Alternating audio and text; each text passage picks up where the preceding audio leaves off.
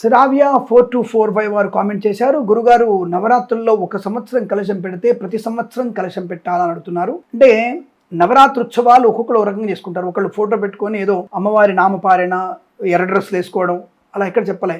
నిత్యము అమ్మవారికి స్తోత్ర పారాయణం, దుర్గాదేవి నవరాత్రుల్లో ప్రతిరోజు దుర్గా సూక్త పారాయణం, అమ్మవారికి చాలా మంచి ఆచరణమైనటువంటిది పద్ధతిగా పూజలు చేయాలి, కలశ స్థాపన చేసి పూజలు చేయాలి, సుసూక్త విధానంగా పూజలు ఉంటాయి, దుర్గా సూక్త విధానంగా పూజలు ఉంటాయి. కాబట్టి తేజ నవరాత్రి ఇష్టం వచ్చినట్టుగా చేసేది కాదండి. కానీ కలశ స్థాపన, శ్రీచక్రార్చన, కుంకుమార్చన ఇవన్నీ కూడా ఉంటాయి. ఏదో ఇంట్లో మేము ఫోటో పెట్టుకొని నక్తముగా ఉంటాం, అమ్మవారి ధ్యానం చేసుకుంటాం, అది దీక్ష అంటారు. నవరాత్రి ఉత్సవాలు కావు, దీక్ష వేరు ఉత్సవం వేరు. కాబట్టి దీక్ష అనేది ఏదో నువ్వు మామూలుగా అష్టోత్తరం చెప్పుకొని రోజు అమ్మవారికి దండం పెట్టుకునేటువంటి దీక్ష.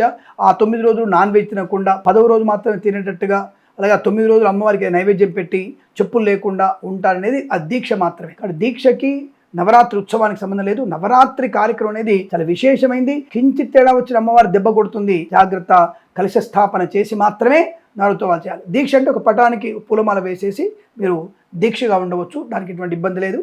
శుభమస్తు. నమస్కారం.